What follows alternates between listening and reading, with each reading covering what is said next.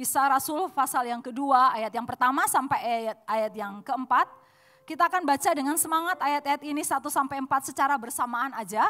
Jangan kejar-kejaran karena yang dulu mendahului juga tidak dapat hadiah, yang belakangan juga tidak dapat hukuman. Jadi kita akan baca baca bersama-sama 4 ayat ini dengan teratur tapi dengan semangat sambil mengerti isi Alkitab dan kemudian kita akan amenkan ayat-ayat ini bersama-sama. 3-4. Ketika tiba hari Pentakosta, semua orang percaya berkumpul di satu tempat. Tiba-tiba turunlah dari langit suatu bunyi seperti tiupan angin keras yang memenuhi seluruh rumah di mana mereka duduk. Ayat 3, 4. Dan tampaklah kepada mereka lidah-lidah seperti nyala api yang bertebaran dan hinggap pada mereka masing-masing. Ayat 4. Maka penuhlah mereka dengan Roh Kudus. Lalu mereka mulai berkata-kata dalam bahasa-bahasa lain seperti yang diberikan oleh Roh itu kepada mereka untuk mengatakannya. Yang percaya sama-sama katakan amin. Bapak Ibu Saudara sekalian, tema utama dalam Kisah Para Rasul adalah karya atau kuasa Roh Kudus. Mari sama-sama ngomong karya atau kuasa Roh Kudus. 3-4, karya atau kuasa Roh Kudus. Ketika murid Tuhan kurang lebih 120 orang pada hari Pentakosta, mereka ada di loteng saudara sekalian dan tadi kita sudah baca, kemudian mereka dipenuhi oleh Roh Kudus saudara sekalian dan itu sebuah kejadian yang luar biasa di mana 120 murid untuk pertama kali mereka menikmati kepenuhan kuasa Roh Kudus dan saudara, saya tidak akan panjangkan membahas bagian ini, membahas tentang kejadian di atas loteng itu, kejadian di hari Pentakosta. Tapi saudara sekalian, ketika selesai daripada hari itu, hari Pentakosta, ketika 120 murid dipenuhi oleh kuasa Roh Kudus, saudara sekalian, kemudian saudara Roh Kudus mengubahkan hidup mereka dan mengerjakan banyak hal dalam hidup mereka, membuat ada perubahan yang luar biasa terjadi di antara murid-murid, di antara orang-orang percaya, di antara jemaat mula-mula, saudara sekalian. Dan saudara, itu sesuatu yang wow gitu. Sesuatu yang wow. Roh Kudus itu mengerjakan perubahan yang luar biasa, Roh Kudus mengerjakan sesuatu yang sangat luar biasa.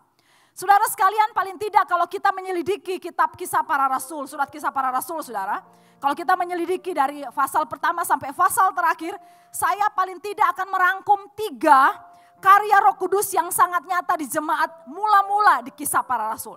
Jadi kalau saudara baca Kisah Para Rasul pasal pertama sampai pasal terakhir, saudara akan dapati di sana paling tidak saya merangkum yang besar ya saudara sekalian. Itu ada 3 karya Roh Kudus di jemaat mula-mula, pada murid-murid Yesus.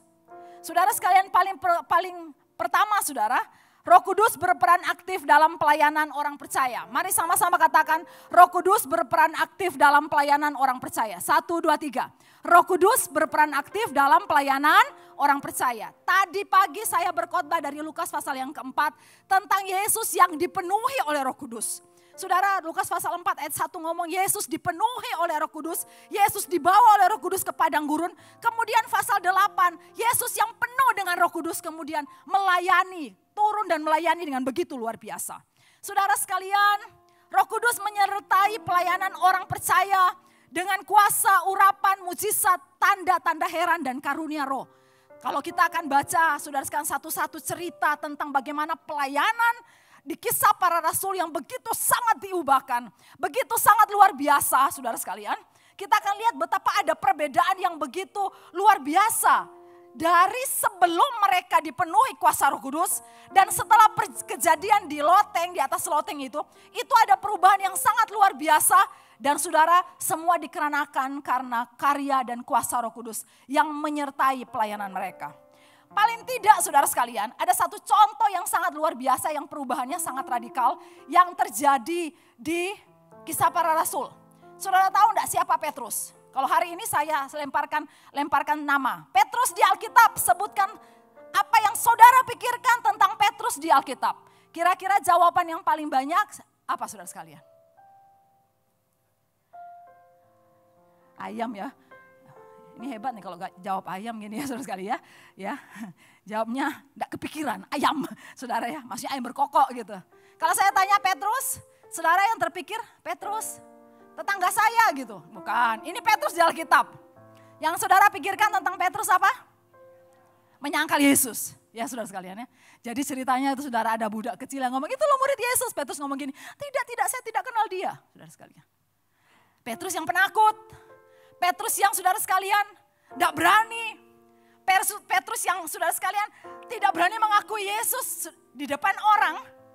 Tetapi ketika saudara baca kisah para rasul, ada perubahan yang radikal yang terjadi dalam hidup Petrus. Ketika saudara akan dapati di sana, baca sendiri di rumah ya. Percaya pendeta saudara ya. Percaya saya enggak. Saudara sekalian. Soalnya kalau baca satu-satu ayat, itu akan banyak sekali. Tapi saudara Petrus yang begitu penakut, saudara baca di sana ketika dia dipenuhi oleh kuasa Roh Kudus. Petrus berkhotbah, dan satu kali Petrus berkhotbah, berapa orang yang diselamatkan? Bertobat? Berapa? 30, 300, 3.000. Saudara pengen tak? Pak Antoni sekali khotbah di sini, 3.000 orang bertobat? Mustahil enggak sih? Mustahil enggak? Saudara percaya enggak sih? Kalau saudara dipenuhi kuasa Roh Kudus, saudara berbicara. Ada orang-orang yang belum diselamatkan oleh Tuhan ketika mendengar Injil dari mulut saudara. Mereka juga diselamatkan oleh karena karya Roh Kudus yang menyertai pelayanan kita. Saudara, karya Roh Kudus dalam pelayanan orang percaya di kisah para rasul itu sangat luar biasa. Saudara sekalian, Petrus yang penakut, Petrus yang menyangkal Yesus, tiba-tiba dia begitu berkhotbah dengan begitu berani saudara. Dan Alkitab tuliskan 3.000 orang bertobat. Di keempat Injil saudara sekalian, saudara kalau saudara baca di keempat Injil, saudara tidak akan temukan murid-murid mengadakan mujizat. Tapi ketika saudara baca di kisah para rasul, saudara akan temukan bagaimana murid-murid melayani dan dengan begitu luar biasa. Ada mujizat terjadi, urapan Tuhan begitu luar biasa. Pengemis di gerbang indah yang di saudara sekalian disembuhkan. Ada Eneas yang lumpuh, ada Dorcas yang apa saudara sekalian? Ada Ibu Dorcas yang sakit, apa yang Ibu Dorcas? Ibu-ibu, Tabita Dorcas itu dia apa saudara sekalian? Dia mati, meninggal dan dibangkitkan. Saudara sekalian, saudara baca pasal yang kelima, di sana dituliskan mujizat terjadi dengan begitu luar biasa. Ada mujizat besar-besaran terjadi ketika murid-murid dipenuhi oleh kuasa Roh Kudus. Saudara, hari ini kita sangat perlu kuasa Roh Kudus menyertai pelayanan kita. Gereja ini sangat perlu Roh Kudus menyertai pelayanan gereja ini. Yang setuju katakan amin. Pelayan-pelayan Tuhan di tempat ini sangat perlu Roh Kudus menyertai pelayanan kita. Tanpa Roh Kudus kita tidak bisa mampu melakukan apa-apa. Saudara sekalian, ada banyak hal yang sedang diusahakan oleh gereja. Untuk pertumbuhan gereja, untuk saudara pertumbuhan rohani jemaat. Ada banyak yang sedang dikerjakan gereja saat ini untuk menggerakkan gerejanya. Tapi saudara sekalian, salah satu kunci saudara kebangunan rohani dalam gereja. Salah satu kunci saudara bisa saudara menggerakkan gereja adalah kobarkanlah api Roh Kudus yang menyala-nyala terus. Baik dalam pelayananmu secara pribadi maupun secara bergereja. Yang setuju katakan amin. Dan itu saudara bukan cerita zaman dulu. Cerita zaman dulu, sudah tadi pagi saya kan sempat nostalgia. Saya anak pendeta Pentakosta, gereja tradisional. Saudara tahu gereja tradisional? Gereja tradisional itu enggak boleh pakai celana panjang, Bu Lia. Pelayanan enggak boleh pakai celana panjang. Apalagi duduk ketat kayak tadi itu, saudara sekalian enggak boleh. Gereja tradisional enggak boleh. Gereja tradisional tuh mesti pakai baju yang rapi-rapi, yang baik-baik, yang sopan, roknya di bawah lutut. Saudara, dan saya dilahirkan dari gereja seperti itu. Saudara sekalian, dan saudara sebenarnya kita semua sama sih. Kalau kita lemparkan ingatan kita ke zaman lalu, 10, 15, 20 tahun yang lalu, maka kita akan melihat ada pergeseran di gereja. Di mana gereja tidak lagi seperti zaman dulu, saudara sekalian. Jemaat tidak lagi seperti jemaat yang di 20 tahun yang lalu. Tadi sempat berbicara dengan beberapa tim hospitality yang luar biasa, saudara sekalian. Yang maksa-maksain makan, saudara sekalian ya. Saya mau bilang, saya bawa tas gede. Kan bisa dimasukkan ke dalam tas, ngapain paksa-paksain terus gitu saudara sekalian. Enggak bercanda. Tapi saudara, kalau kita lemparkan ingatan kita ke 30 tahun lalu, ke 20 tahun lalu, gereja sekarang agak berbeda. Sekarang semangat jemaat untuk berbakti tidak seperti jemaat 30 tahun lalu. Yang ketika hujan deras juga mereka datang. Yang ketika ada masalah mereka tetap datang. Yang ketika saudara ada apapun, gereja tetap dipenuhi oleh banyak jemaat. Saudara sekalian, sebenarnya apa yang membedakan sih? Oh iya Bu Meta, Ada perkembangan zaman, teknologi yang semakin luar biasa. Oke, tetapi saya mempercayai satu hal. Ketika Roh Kudus bekerja di gereja ini. Roh Kudus bekerja bagi semua pelayan. Bagi pemain drum, bagi semua pemain musik, pemain gitar, pemain bass, pemain keyboard, saudara sekalian. Bagi singer, saudara betul-betul melayani di bawah pengurapan Roh Kudus. Maka pelayanan di tempat ini akan menjadi pelayanan yang berbeda. Dan akan menarik banyak jiwa datang ke tempat ini untuk memuliakan Tuhan. Gereja perlu, saudara sekalian, pelayanan yang disertai oleh Roh Kudus. Doakan gereja saudara, kalau tinggal di sini, tergembalakan di sini, punya hati dan mendoakan. Tuhan urapi. Bukan hanya para pelayan saja yang berdoa, tetapi jemaat yang bukan cuma gini. Duh, song leadernya gak enak. Singernya apa lagi? Aduh, pemain musiknya kayak gitu sih. Aduh, saudara, ada satu keluarga saudara yang pulang dari gereja, dan kemudian anaknya tuh 3. Anak yang pertama, pemain musiknya lu elek tadi pap. Terus anak yang kedua, iyo sih ngarep pisan pap. Gak enak gitu kan. Anak yang ketiga tuh lo ngomong gini, papa cuma ngasih 10.000 aja kok minta api. Saudara ngerti? Ngerti enggak saudara? Ngerti enggak? Ngerti enggak? Persembahan papanya tuh cuma 10.000. Kok minta api gitu saudara sekalian. Tapi jemaat yang duduk di tempat ini, yang punya hati untuk gereja ini semakin maju dan memuliakan nama Tuhan. Saudara di setiap ibadah, sebelum datang atau duduk di tempat ini, saudara akan doa Tuhan, berkati, urapi pengkhotbah. Berkati Pak Antoni gembala sidang di tempat ini. Berkati gereja ini sehingga hadirat Allah, urapan Allah kuat bekerja di tempat ini dan menarik banyak orang untuk datang ke tempat ini. Gereja perlu kuasa Roh Kudus. Pelayanan kita perlu kuasa Roh Kudus. Waduh, jamnya begitu cepat. Yang kedua saudara sekalian, kalau kita lihat kisah para rasul saudara, maka kita akan dapati di sana bagaimana peran dan karya kuasa Roh Kudus dalam jemaat mula-mula. Itu saudara sekalian, Roh Kudus penolong dalam penderitaan. Mari sama-sama katakan Roh Kudus penolong dalam penderitaan. 1, 2, 3. Roh Kudus penolong dalam penderitaan. Saudara, saya juga sekali lagi tidak baca. Tetapi jemaat mula-mula menghadapi begitu banyak tantangan, begitu banyak penganiayaan, begitu banyak hal yang dihadapi karena iman mereka, saudara sekalian. Mereka menghadapi tantangan, menghadapi penderitaan. Dan saudara, dikatakan di sana Roh Kudus memberikan penghiburan. Mereka semakin ditekan, dikatakan mereka tetap sukacita untuk memberitakan Injil. Saudara bisa baca di sana. Saudara sekalian, Paulus, Saulus yang dipenjarakan, Petrus yang dipenjarakan. Paulus yang dicambuk 40 kurang 1 cambukan, saudara sekalian. Kemudian saudara menghadapi perjalanan pelayanan yang begitu berat. Dan saudara, kalau saudara baca di kisah para rasul, di tengah-tengah kondisi yang seperti itu, Alkitab tuliskan, mereka tetap melayani Tuhan, tetap beribadah dengan penuh sukacita. Dengan penuh, saudara sekalian, semangat untuk tetap berbakti kepada Tuhan. Kekuatannya dari mana, saudara sekalian? Kuasa Roh Kudus yang mengerjakan kekuatan di tengah-tengah penderitaan. Paling tidak saya akan sampaikan satu, saudara sekalian, contoh di kisah para rasul. Ada seorang yang namanya Stefanus, yang kemudian saudara sekalian, dia saudara dilempari batu sampai mati. Tapi Alkitab tuliskan Stefanus yang penuh dengan Roh Kudus, melihat ke langit saudara, dan kemudian sampai akhir hidupnya, dia tetap hidup dalam memuliakan Tuhan. Saudara, secara manusia kita nggak akan percaya ada orang yang dilempari batu sampai mati, tapi tetap setia dengan imannya. Tetapi kekuatannya apa? Alkitab tuliskan, Stefanus yang penuh dengan Roh Kudus.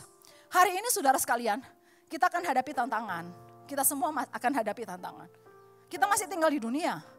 Kita akan hadapi sakit penyakit. Kita akan hadapi tantangan, dan hari ini tantangannya satu saudara.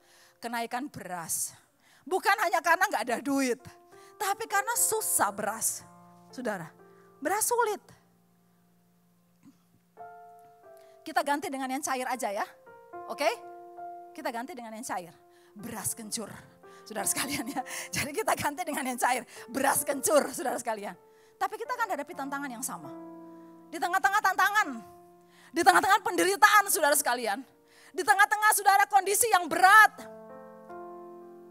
Roh Kuduslah yang memberikan penghiburan, kekuatan, sukacita, hikmat, keberanian bagi kita. Yang setuju katakan amin. Hari ini kalau saudara hadapi masalah, jangan pernah menganggap begini, aduh saya sendiri. Mak-mak ya, aduh mantuku jahat, anakku wes melok-melok bojoe. Saudara sekalian, aduh semua pada ninggalin aku, enggak sendiri. Karena ketika kita percaya Yesus, Roh Kudus tinggal dalam hidup kita. Dan di seluruh perjalanan hidup kita, di suka dan duka, saudara sekalian, di beras naik atau tidak, di sana Roh Kudus tetap bersama-sama dengan kita, menyertai kita, memberikan kekuatan dalam hidup kita. Saudara sekalian, Roh Kudus adalah roh yang berkarya dalam penderitaan. Roh Kudus itu kan penolong. Namanya penolong itu nggak akan nampak ketika kondisi kita baik-baik gitu kan. Roh Kudus itu kan penolong, tidak akan nampak karyanya ketika kondisi kita baik. Tetapi ketika kondisi kita dalam kondisi yang tidak baik, ada dalam penderitaan, di tempat-tempat seperti itulah si penolong yang ajaib itu yang namanya Roh Kudus. Itu akan mengangkat kita, menguatkan kita, menolong kita. Saya jadi ibu gembala, saudara sekalian. Sudah sekolah teologi tetapi ternyata ilmunya gak cukup untuk jadi ibu gembala. Dan saudara, singkat cerita, saya sampai di titik lemah. Saya dulu saudara pelayan di sebuah gereja. Ada Pak Andre di sini ya, kita satu gereja dulu yang gereja besar di Surabaya. Ya saudara, saya pemain musik di sana, saya pelayan di sana, saudara sekalian. Saudara, dan gereja kalau main musik sekali ibadah, saudara sekalian, itu 5.000 orang. Artinya di sini mentalnya tuh sudah mental pejuang, karena bisa hadapi orang ribuan, gitu kan. Masuk di gereja Ceruca Market, ya. Pasar Kruka, saudara sekalian ya. Kan bingung. Kan kerennya kan Ceruca Market gitu saudara ya. Ya, kalau mau bilang kakak nanti ketahuan. Jadi tinggal di mana? Ceruca Market gitu. Masuk di gereja sana, jemaatnya nggak sampai 100. Tapi tantangannya hebat, singkat cerita, sampai 1 hari. Saya nggak kuat saudara sekalian. Saya tuh sempat bilang begini, Tuhan, aku di gereja yang lalu hadapi orang ribuan. Pernah jadi gini-gini, pernah jadi sekretaris, bikin acara di Bukit Doa Immanuel, ibadah acara wanita se-Indonesia, sini sekretarisnya. Ngatasi orang ibu-ibu tuh loh saudara, hampir 600-800 ibu-ibu sini ngatasi bisa. Aman. Tetapi kenapa ngadapi orang yang gak sampai 80 orang ini kok berat banget ya. Sampai di titik putus asa banget. Sampai di titik ngajak Pak Lukas, wis ta melok papaku ae loh. Wong adikku kerja kok, anaknya yang diharapkan jadi pendeta itu aku. Melok papaku ojo sungkan, ojo gengsi gitu kan saudara. Melok papaku gerejanya luwe apik, luwe gede, gak tengah-tengah pasar gitu. Saudara, tapi sampai di titik seperti itu, satu malam saudara, saya tidak bisa tidur. Suami yang tak curhati yo berat dengar curhatan istrinya, capek dia. Dan dia lebih ketiduran duluan dibandingkan saya tidak bisa tidur. Dan kemudian dari jam 1 malam saudara sekalian, saya ingat, saya tuh duduk, dulu kan baru pertama kali menikah tuh kan saudara masih melarat, sampai saat ini ya agak lumayan sih saudara. Jadi saudara duduk di kasurnya masih di bawah, bukan nggak ada. Ada yang ngasih kasur tapi nggak ngasih tempat tidurnya. Waktu menikah, loh Sakno Lukas tempat tidurmu kayak gini ya. Nanti tante ngasih ya, oke tante terima kasih. Dikasih kasurnya aja, tempat tidurnya enggak. Tidurlah kita di bawah tetap saudara. Dan saya cuma duduk di bawah, nyandar saudara sekalian. Pak Lukas sudah tidur dan kemudian saya berdoa. Bisa berdoa? Gak bisa berdoa. Cuma gini, Tuhan tolong. Tuhan tolong, Tuhan tolong. Basaro yang gak bisa juga. Gak tahu lagi sudah gimana. Tapi semalam itu saudara sampai jam 5 pagi saya cuma gini, Tuhan tolong. Tuhan nangis cuma Tuhan kasih kekuatan. Jam 5 saudara sekalian, capek saudara. Tuhan juga yang mungkin capek ya saudara dengerin. Nangisnya ini arek kok lebay banget oh. Gitu kan saudara, jam 5 saya akhirnya tidur. Bangun jam 8 pagi saya bangun. Dan saudara tahu enggak, ketika saya bangun, saya kaget dengan diri saya. Karena saudara sekalian, saya merasa begini, kemana ya beban yang saya pikul beberapa waktu ini. Kemana ya penderitaan, rasa kesedihan, rasa berat yang saya pikul. Dan saya tahu Roh Kudus yang Roma pasal 8 ayat 26 katakan. Roh yang membantu kamu dalam kelemahan. Dengan ucapan yang tidak terucapkan tapi roh menyampaikannya kepada Allah. Roh Kudus sedang bekerja menolong saya. Dan hari itu menjadi titik kekuatan saya. Untuk saya melayani sampai hari ini oleh anugerah Tuhan dan kekuatan Roh Kudus. Saudara sekalian, apa karya Roh Kudus ya bagi kisah para rasul, tapi juga bagi kita. Roh Kudus menolong kita dalam penderitaan kita. Hari ini jangan pernah merasa sendiri. Tuhan menyediakan penolong. Allah Bapa menyiapkan penolong bagi kita. Kalau saudara dalam kesedihan, nyanyi oh saudara, minta Roh Kudus kuatkan. Dan saudara akan menikmati bagaimana kekuatan hikmat. Saudara damai sejahtera dari Roh Kudus yang melampaui akal. Akan menolong kita dalam penderitaan kita. Yang ketiga saudara sekalian. Saya minum ya.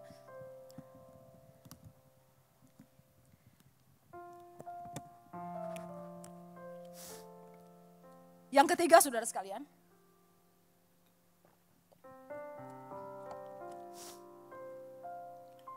Roh Kudus mengubahkan karakter orang percaya. Mari sama-sama katakan, karya Roh Kudus itu apa? Roh Kudus mengubahkan karakter orang percaya. 1, 2, 3. Roh Kudus mengubahkan, Roh Kudus yang menguasai hidup orang percaya harusnya memampukan orang percaya tersebut untuk berubah karakternya. Nggak bisa Bu Meta. Saya ini dari lahir, keturunan saya selain diabetes, saya keturunannya itu keturunan keras. Keturunannya itu daplek, nggak bisa diubahkan Bu Meta. Roh Kudus bisa mengubahkan karakter orang percaya. Saudara sekalian, kalau kita lihat bagaimana perubahan yang terjadi dalam hidup saudara, orang-orang di kisah para rasul, di jemaat mula-mula, pada 4 Injil saudara kita tidak akan temukan kehidupan kerohanian seperti itu. Tapi kalau saudara baca pasal 2 sampai pasal 6, saudara akan dapati di sana bagaimana mereka beribadah tiap hari. Kapan mereka beribadah? Mereka beribadah kapan? Tiap hari. Alkitab tuliskan mereka beribadah tiap hari. Mereka saling melayani. Mereka saling mengasihi saudara, sehingga saudara milik mereka itu mereka bagi-bagikan ke orang lain. Mereka sangat memperhatikan satu dengan yang lain. Yang dulunya medit sekarang saudara suka memberi. Mereka setia baca firman Tuhan. Mereka setia pendalaman Alkitab. Saudara akan dapati mereka akan kumpul dari rumah ke rumah. Mereka kemudian membaca kitab suci. Mereka belajar kitab suci. Dan kalau bagian ini juga, saya akan sampaikan satu contoh yang sangat radikal saudara sekalian perubahannya. Saudara akan dapati satu orang yang diubahkan Tuhan. Dari yang berkobar-kobar untuk membunuh banyak murid Tuhan. Tuhan ubahkan menjadi orang yang begitu semangat dan berkobar-kobar untuk melayani Tuhan sampai akhir hidupnya. Namanya siapa saudara sekalian? Paulus. Saudara, waktu saya hampir habis. Saya ingin ngomong begini. Roh Kudus bukan sekedar angin yang membuat kita merinding. Roh Kudus itu bukan cuma sekedar angin yang bisa membuat kita merinding. Hadirat Tuhan. Walaupun gereja harus berdoa supaya setiap kali kita beribadah, ada hadirat Tuhan dan kuasa Tuhan yang bekerja. Bukan sekedar fenomena lidah-lidah seperti nyala api saudara. Yang seperti tampak pada kurang lebih 120 murid. Tapi Roh Kudus bukan sekedar gitu. Roh Kudus itu adalah kuasa. Mari sama-sama katakan Roh Kudus adalah kuasa. Katakan sekali lagi Roh Kudus adalah kuasa. Roh Kudus adalah Allah yang berkuasa. Kuasa untuk memberi kekuatan di tengah-tengah penderitaan. Kuasa untuk memberi hikmat. Kuasa untuk memberikan kemampuan bagi kita untuk melayani dengan efektif. Kuasa untuk menyertai pelayanan kita. Tetapi sekaligus Roh Kudus juga sanggup menolong kita untuk berjalan dalam kebenaran. Hidup kudus menghasilkan buah-buah roh seperti yang tampak di Galatia 5 ayat 22 saudara sekalian. Dan itu adalah kuasa Roh Kudus yang harusnya bekerja di gereja Tuhan, di setiap pribadi kita. Kalau bicara tentang perubahan karakter saudara, dengan kekuatan kita pasti gagal. Yang setuju katakan heeh. Jangan amenkan, wong gagal kok amenkan. Dengan kekuatan kita pasti gagal. Yang setuju katakan heeh. Benar. Suami kita tuh loh saudara, rasanya gak karu-karuan. Ya, ini gak curhat loh, yang gak curhat, enggak. Suami kita tuh keras gitu ya. Suami kita itu, aduh saudara gak bisa dibilangin. Kita tuh loh sudah ngomong dari mulai bayi sampai suruh dia tidur di pintu, di depan pintu sampai ngusir dia, gak berubah-berubah. Anak kita tuh loh kok nakal. Saudara sekalian kita sudah ngomongin sampai bawa ke psikiater. Tadi kita terlibat perbincangan di ruangan sana, perbincangannya agak levelnya agak tinggi dan cukup melelahkan bagi saya akan berkhotbah yang kedua saudara sekalian. Jadi saudara butuh psikolog. Anak saya tapi kok gak berubah-berubah.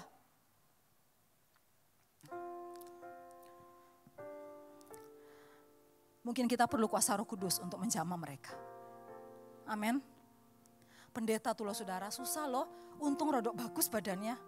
Saudara, ada pendeta tuh loh saudara, umur 45, ketok 65 saudara. Doain jemaat, kok Tuhan gak setia. Iki loh Tuhan kok gak pernah setia, gak pernah ibadah Tuhan. Jemaatnya mungkin sekali-sekali serahkan dia ke tangan Allah Bapa. Oh bukan. Kalau serahkan dia ke tangan Allah Bapa, balik saudara. Mungkin biarkan Roh Kudus untuk bekerja menjamah orang-orang yang gak setia di gereja ini. Amin. Amin. Saudara yang duduk tempat ini, saudara mulai mikir, iya. Anakku kita ajak ke gereja kok susah. Minta Roh Kudus jamah anakmu. Suamiku ini tak ajak ke gereja kok susah. Saudara, kemampuan kita terbatas. Kita perlu Roh Kudus untuk menjamah suami yang tidak setia, yang karakternya tidak baik, yang tidak hidup dalam kekudusan. Kita perlu kuasa Roh Kudus yang bekerja di sana untuk mengubahkan karakter yang tidak benar, untuk menjadi karakter yang memuliakan Tuhan. Amin, saudara sekalian. Galatia 5 ayat 8, hiduplah oleh Roh. Kalau saudara baca terjemahan lain itu walk in the spirit, baca terjemahan lain itu ada kata dibimbing oleh Roh Kudus. Betapa perlunya kita setiap hari kita dipimpin oleh Roh Kudus. Tadi pagi saya sampaikan saudara sekalian, doktrin yang penting bagi kekristenan begini. Waktu kita percaya Kristus, waktu kita terima Yesus sebagai Tuhan dan Juru Selamat, diselamatkan menerima anugerah keselamatan yang besar. Maka saudara sekalian yang perlu kita tanamkan, ingat baik-baik adalah, saudara, pada saat itu Allah Tritunggal itu hidup dan tinggal dalam hidup kita. Yang percaya katakan amin. Bersamaan dengan itu juga Allah Tritunggal berarti Allah Roh Kudus tinggal dalam hidup kita. Jadi saudara sekalian, yang perlu sekarang apa Bu Meta? Perlu sekarang adalah saudara sekalian kita harus terus membangun hubungan kita dengan Kristus, membangun hubungan kita dengan Roh Kudus. Minta setiap hari Roh Kudus menguasai hidup kita. Minta setiap hari kita dipimpin, dibimbing oleh Roh Kudus. Jangan berjalan dengan kemauan kita sendiri. Saudara sekalian di Efesus 5 itu saudara diperbandingkan. Orang yang hidup dalam kuasa, dalam penguasaan anggur. Saudara pernah tahu enggak sih orang yang mabuk? Orang yang mabuk itu kan dikuasai oleh alkohol. Dan kemudian saudara, kelakuannya tidak lagi bisa terkendali dalam pengaruh alkohol. Kemudian Rasul Paulus membandingkan dengan orang yang dipenuhi oleh Roh Kudus. Janganlah kamu mabuk oleh anggur, tetapi penuhlah kamu oleh Roh Kudus. Terjemahannya terus menerus dipenuhi oleh Roh Kudus. Setiap hari minta bimbingan Roh Kudus, minta hikmat dari Roh Kudus, minta dikuasai dan dipimpin oleh Roh Kudus. Saudara sekalian, sehingga hidup yang tadinya bukan dalam kuasa pimpinan Roh Kudus, sekarang saudara kita berubah. Kita menjadi orang yang ada dalam kontrol Roh Kudus.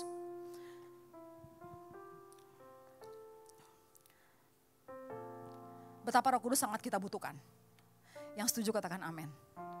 Mari kita terus minta pimpinan Roh Kudus menyertai hidup kita. Mulai sekarang sampai selama-lamanya.